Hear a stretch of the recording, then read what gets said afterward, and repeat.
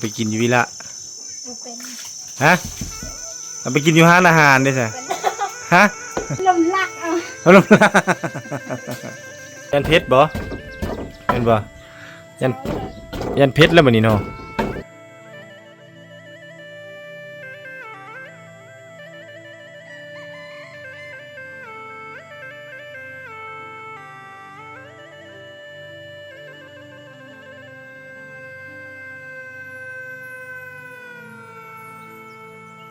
เนี่ยเราบ่ลิดยังบ่ยังเนาะมันแข็งบ่คือบ่น้ำสิสนะน้ำคืออยากมึนๆนะพอดีกล้องบ่ตุกแบตหมดพี่น้องเนาะก็เลยเอาโทรศัพท์ถ่ายไปนี่เนาะใส่โทรศัพท์ถ่ายเสียงอาจสิบ่ชัดเจนปานใดเด้อนะ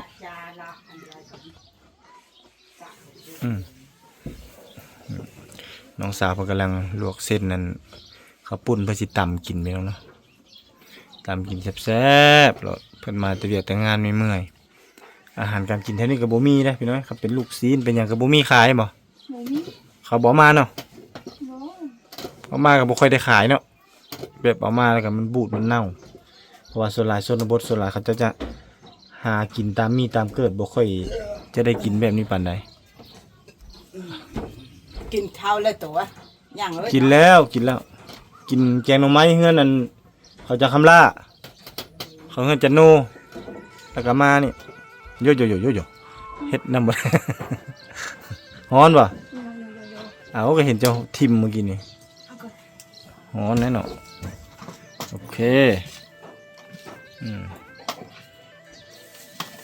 ใช่เหนื่อยละบ่ฮะเปื่อยเลยดิคือสิเปื่อยอยู่ดอกตามข้าวปุ้นพี่น้องเอ้ยปูยังนี่เล่นตัวเล่นอาหารแซ่บๆได้นี่เลยโอ้อลิกตะจาได้มาทางใดนี่ฮะได้มาทางใดเล่นลูกเฮาโอ้ไปหาเล่นเนาะเพราะตัวอาหารแซ่บของแท้ได้นี่นะพี่น้องเอ้ยแซ่บๆเลยพี่น้องนี่เลนตัวนี้ตัวเลนเนาะมันเป็นตัวเฮียได้อันนี้คือตัวเลนอลิกจะกินบ่เลนฮะกินเนาะกินได้แห่งอาหารแซ่บของแซ่บแล้วเบิ้ลน่ะโดนสิได้กินเถื่อ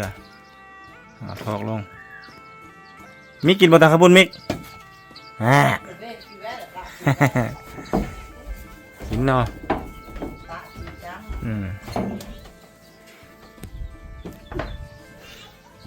ให้มันเย็นเอาน้ำได้ใส่มันจังเย็นเนี่ยไข่เลิศมิกแล้วขึ้นเอานะให้เลยมิกเด้อเอาพักเน่าให้เลยมิกเด้อเลิกไปโอนไปเนาะไปทั่วมาเลยนี่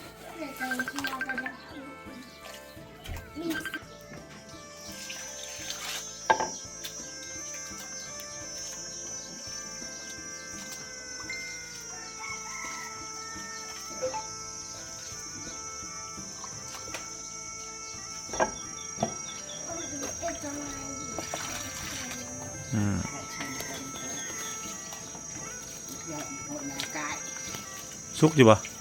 อลิศสุกเนาะโอเคเนาะ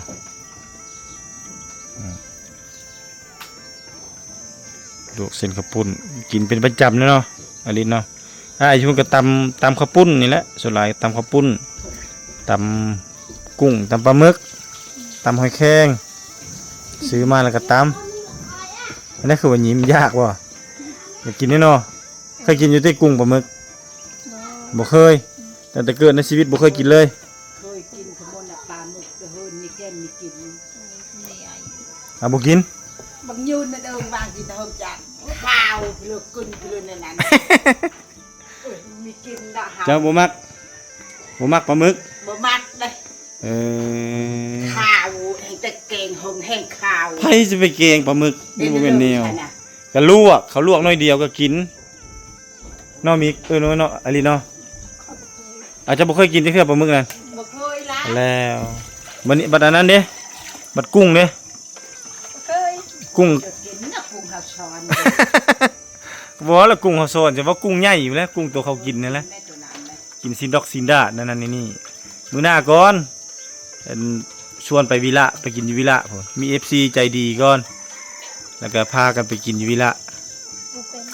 ฮะเอาไปกินอยู่ร้านอาหารเด้ซะฮะ ที่บ่เป็น ขี่บ่เป็นก็เอาซ่อมมันมีซ่อมนี่เด้ขี่ไม่ถูกนี่บ่เป็น เป็นเลย เป็นยังสิบ่เป็น เคย มื้อหน้าพาไปกินซินดาส่วนน้องมิกไปพร้อมส่วนแม่ไปพร้อมเนาะแม่เนาะไปบ่ไปกินซินดา ไปเอเอ้ยอ เดี๋ยวคงกิน แต่เอารถตู้ไปพากันไปกินเป็นครอบครัวอยู่พุ่นกินซิดอกซินดามีผู้ใหญ่ใจบุญมากกันแม่ซัพพอร์ตมากกันแม่จังพาไปกิน เกิดมาน้องอลิศบ่เคยกินซินดาเนาะกับครอบครัวเนาะจะกินได้ซินดาได้ยินแต่เขาเว้าเนาะคนไทยเกิดมาหมูกระทะเนาะ อันนั้นกินเลยเว้ย บ่ไอ้นั่น อลิศได้เมนูพิเศษพี่น้องเนาะพอดีอ้ายบ่ไปหาอ้ายอลิศบ่หรือว่าไผ ไปมัดมันพิชดองได้ ฮะถึกอันนั้นถึกแฮวห่างใส่อันกกไม้เลยเนาะ อืม มันลงมาก็ลั่นตึบเลยเนาะปุยได้ใช่พี่น้องได้กินเลนโอ้อาหารสุดยอดได้นี่ไหนถือว่าเดี๋ยวนี้นี่โลนึงกับโลเท่าไรแล้วเขาซื้อกันเดี๋ยวนี้โลเท่าไรเขาขายเลน มีใหญ่เนี่ยเส้นเช้า เซนซ่าบ่ น้อยเส้นชามชิป ขน้อยเซน30ขนใหญ่เซนซ่าเนาะใครละเซนซ่าเซน30ยัดเซน5พุ่นแถวอยู่เมืองนองเต็กเซน7 โอ้มุมนองนี่เดบานเนี่ยเขาชื่อคนเดบานนี่ชื่อ เท่าไร เชนโลนึงเชนเช้าเห็นใหญ่เนี่ยเห็นน้อยคือเชนชามชิป ขน้อยซื้อแพง อืม ขันใหญ่แหละ มันน้อย ขนใหญ่ละถึกเนาะ โอ้บ้านนี้ได้ได้ชำนี้ได้ โอ้คักเลยนั่นสิ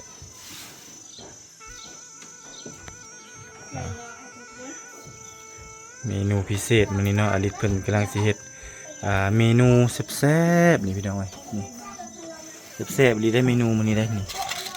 เพิ่นสิเฮ็ดอ้อมแลนพี่น้องเอ้ยนี่อ้อมแลนเพื่ออาหารโปรดของคนลาวเนาะปีละเทื่อสิได้กินถ้าว่ายามฝนยังบ่ทันตกหลายนี่เนาะถือว่า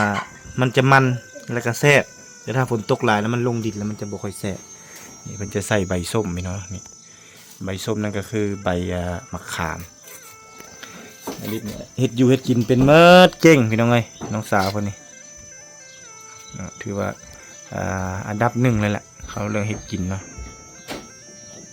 สำหรับนางเอกสองบ่าวตุกเนาะถือว่าเพิ่นเฮ็ดอยู่เฮ็ดกินก็เพิ่นเน้นความสะอาดเนาะโอ้ได้พัดลมใหม่อีกบ่ครับเอ้ยนี่อ๋อพัดลมไผซื้อมาให้ ลม ฮะพัดลมไผ ลมลักเอา พัดลมเป็นหลักของไผแล้วบาดนี่ มันเป็นมางให้เขาเด้เวลาเขากับแบบว่าเขาให้เด้อ โอ้ไปมางแคมป์บ่แล้วเขาให้เอาก็ดีเลย ขอให้เจ้าพี่น้องคนจับบอกเขา อ้าวแนวนั้นเลยบ่เกงแนวนั้นเลยบ่โอ้แนวนี้เลยเนาะใส่น้ำเลยเนาะโอ้พี่น้องเพิ่นเฮ็ดแนวนี้เลยได้นี่เกงแบบออมเลนน้องอลิศนี่แบบออมแบบบ้านๆพี่น้องเนาะใส่จังซี่เลยอ้าวเข้าครัวอีกแล้วพี่น้องไงนึ่งข้าวแล้วบ่นี่สุกแล้วข้าวโอ้ข้าวยังบ่ได้นึ่งเนาะแต่เฮ็ดกินก่อนพี่น้องจักโมงเนาะตอนนี้เวลา3 โมงพี่น้อง3 โมงแรงมื้อนี้เมนูอลิศเนาะเพิ่นสิเฮ็ดเมนูอ้อมแลนพี่น้องเนาะใส่ใบผักนางเลิศเนาะแซ่บๆมื้อนี้ให้กินเลย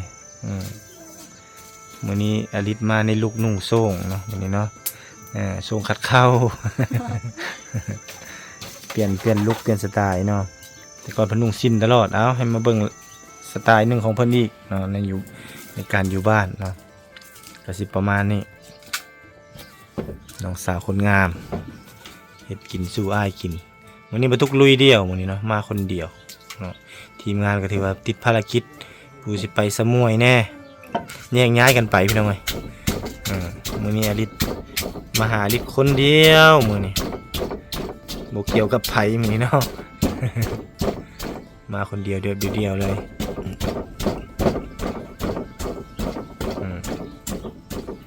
ตำข้าวเบื่อเลยตำข้าวเบื่อนี่เตี๋ยวซุยลึยันเพชรบ่เป็นบ่ยันเพชรแล้วบัดนี้เนาะเจ้าก็ใส่น้อยเจ้าบ่ใส่หลายข้าวเบื่อบ่ใส่หมดกันจะยันเพชรได้ปกตินี่ถ้าอยู่เฮือนนี่สิมีแต่แม่เนาะกับไผบ่เฮ็ดกินอลิศก็เฮ็ดบ่เฮ็ดคือกันเนาะเปลี่ยนกันเนาะท่านไผท่านเฮ็ดเนาะ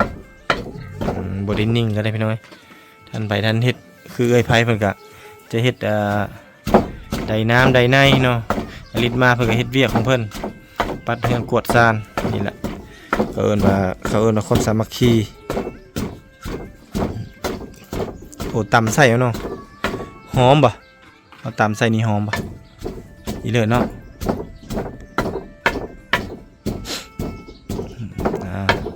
ตะจาให้แอมเด้อลีเด้อแซ่บๆโลดกินกับข้าวเนาะตำข้าวปุ้นพร้อมมาประมาณน้ำลายไหลพี่น้อยมาเบิ่งน้ำกันว่าสีมือลิสิแซ่บซ้ำใดจะอร่อยมากๆโลด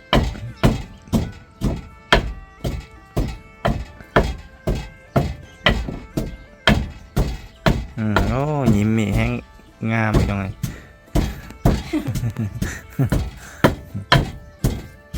เวลาคนตำนักเนี่ยขนาดไหนพี่น้อยนะคนต่ำนี่คนดุคนมั่นกับมั่นนะเบื้องแม่จะว่าอีตนเจ้าจะไปเฮ็ดเวียกบ่อยู่บ่เศร้าบ่ได้พักเลยปีนี้มัดทางให้ฮื้อให้มัดฮื้อให้ปลูกข้าวกลมันเสียหญ้าระบบหมุนเวียนเลยบ่ได้มีเวลาพักเลยอลิศเป็นสาวแก่งแล้วก็บ่เคยจมว่าเมื่อยนั่นนี่เนาะเมื่อวานนี่อยู่เฮือนเนาะใครได้มาเมื่อวานนี่พบเนาะไปหาหน่อไม้อีก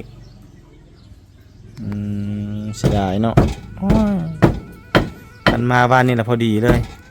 ปรับเลยพอดีอลิศตะแกงหน่อไม้สู่กินนี่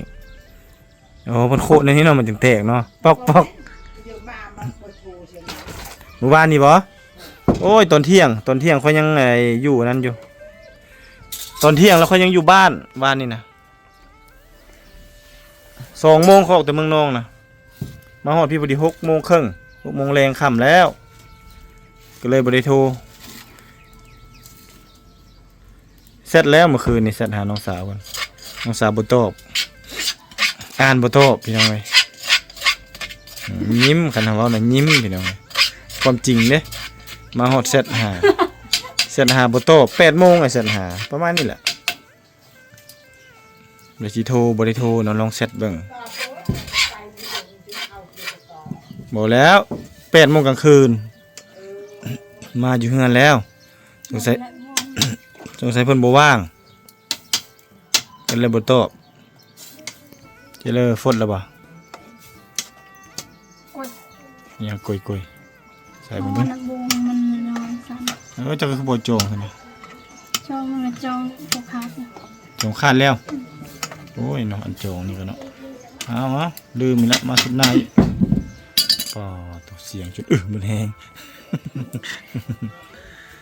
มันแห้งแล้วนะลินเนาะล้างบ่อันนี้ก็สิใส่เลยบ่ใส่เลยเนาะจังแซ่บเนาะใส่เลยจังแซ่บเป็นอีสังเด้เนาะมันยังติดคอเด้โอ้ยเนาะพี่น้องไง FC ได้เห็นอลิศในมุมมองคือจังซี่ก็คือสิมีความสุขพี่น้องเพิ่นทั้งเฮ็ดกินทั้งยิ้มไปพร้อมมีความสุขได้เดี๋ยวนี้ได้เนาะเฮ็ดเวียกหนักเฮ็ดเวียกเมื่อยก็มีความสุขเดี๋ยวนี้มาตามติดวิถีชีวิตเพิ่นอีกแล้วเนาะหลังจากบ่ได้มาดนก็กลับมาหาน้องเพิ่นอีกเนาะได้ยินข่าวโอ้ไปถ่ายน้องนางสาวเทื่อเดียวซื่อๆเนาะมาเท่านี้เอาผัวแล้วเขาว่าโอ้คนงามเอาผัวไว้บ่เจ้าก็งามเพื่อกันเจ้าคือบ่ทันได้ซั่นน่ะมีคนเอา เว้าคืออีกแล้วบ่มีคนเอามีคนเอาหรือบ่อยากได้ มันมีได้กันเนี่ย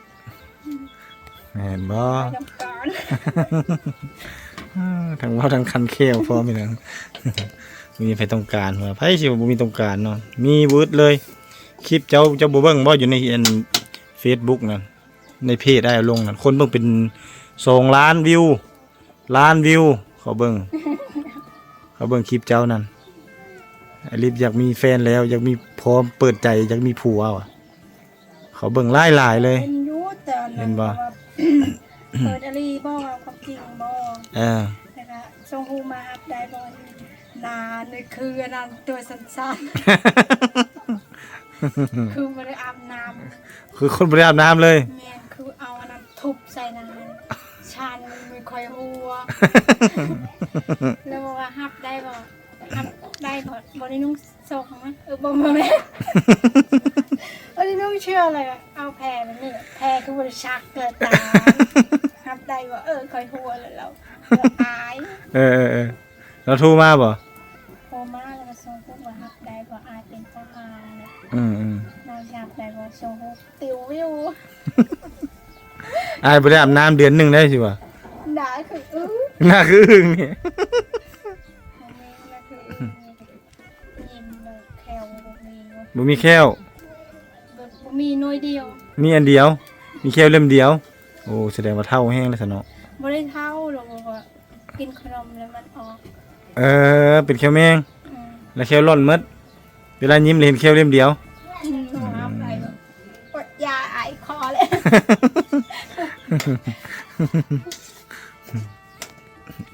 มีแต่ลุ้นนั่นเนาะ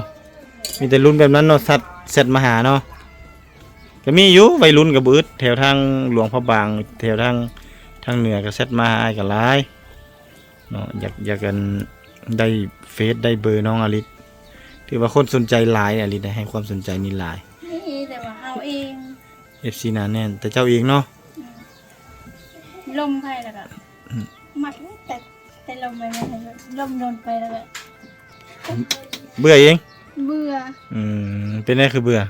นั่นบ่ได้ถูกว่าน้องควายนี่เบื่อ มันเป็นน้ำเจ้าซะเนาะ เป็นน้องควายนี่แหละจะเป็นนะ เจ้าบ่อยากได้ อ๋อตอนลมใหม่ๆตอนแรกมันก็มักเลยลมโดนไปแล้วรู้สึกว่ารำคาญจะโทรเห็นอย่างบักเลยแล้วนะ แล้วเลย ว่าประเทศยังผิดกับรำคาญ เขาบ่ได้เห็นหยังผิดกับรำคาญ ไม่ได้โทษเขาโทษข่อยเป็นอย่างรู้ เจ้าเป็นหยังเหรอ ข่อยบอกโอ้ คือว่าบ่ฮู้แล้วบัดนี้ ข่อยบอกโอ้ว่าจักสีรำคาญเนี่ยยังลมโดนไป มื้อเทื่อมาแต่เมื่อยเวียกก็มีเนาะ เอ้า จมอยู่ในผัวแท้ จมอยู่ในผัวบ่เขาแชทเขาโทรบัดนี้ผัดอันรำคาญเขาบล็อกเขาอีกก็เลยเป็นสาเหตุที่ว่าน้องมันยังโสดมาเท่าคู่มือนี่พี่น้องโสดไปโดนๆนานๆให้ FC ฮักเพลงแบบนี้แหละคันเอาแล้วก็แล้วได้คือนางเสาเลยบ่กล้าไปถ่ายแล้วเลยแล้วบัดนี้มือสุดท้ายแล้วมื้อนี้ได้ไปถ่ายแล้วนะ ไม่พูดกันใครได้ โอ้โหโธ่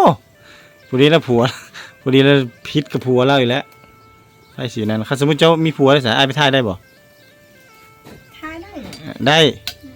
ผัวจะแล้วสิหายคันจะมีผัว ทายยังโทน อ้าวก็หายเอ้ยเว้า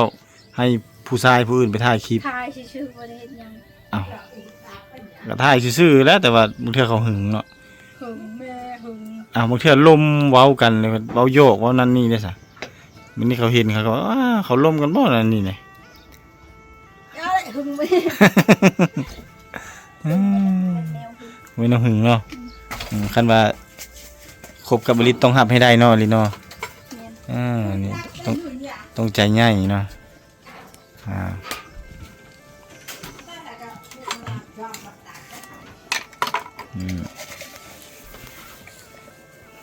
อลิศเพิ่นปรุงนะพี่น้องเนาะใส่ลายแซ่บลายเด้อเป็นนัวเนาะบ่อลิศ แม่น ใส่ลายแซ่บลายเกลือลงไปบัดนี้ใส่ลายเข้มลายอันนี้ เอาดีบ่ ก็ใส่ลายเข้มลาย ใจแข็ง จังหวะ สมแม่จะเว้าเนาะให้เฮ็ดหยังก็เฮ็ดให้เวียกก็เฮ็ดให้แต่งกินก็เฮ็ดบ่มีเสียงเว้าเสียงจุ่มพี่น้องเอ้ย นึกอยู่เด้ ฮะ ฮอน ฮ้อนบ่ นี่ ฟ้าวเฮ็ดมันแล้วก็ออกไปอยู่นอกบ่ตีแล้วเนาะตอนบ่าย3:30อยู่ในขีตาไฟ3:00บ่าย3:00ไปหน่อยอยู่ในตาไฟไปได้อร่อยแซ่บ เผ็ดเด้ ๆเผ็ดกับเจ้าหั่นแหละเอาใส่มีไผเอาใส่ น้ำตาจนแตก จากเผ็ดบ่เผ็ดน้ำตาจนแตกพี่น้องฮะแล้วเหรอบ่ เออ โอ้สุดยอดบาดนี่เรียบร้อยแล้วอาหารนี่ออมแลนเด้อพี่น้องเด้อนี่เด้อออมแลนอาหารอร่อยจากน้องอลิศพี่น้องเนาะตัวปรับหมัก10เลยบัดนี้เอ้า กู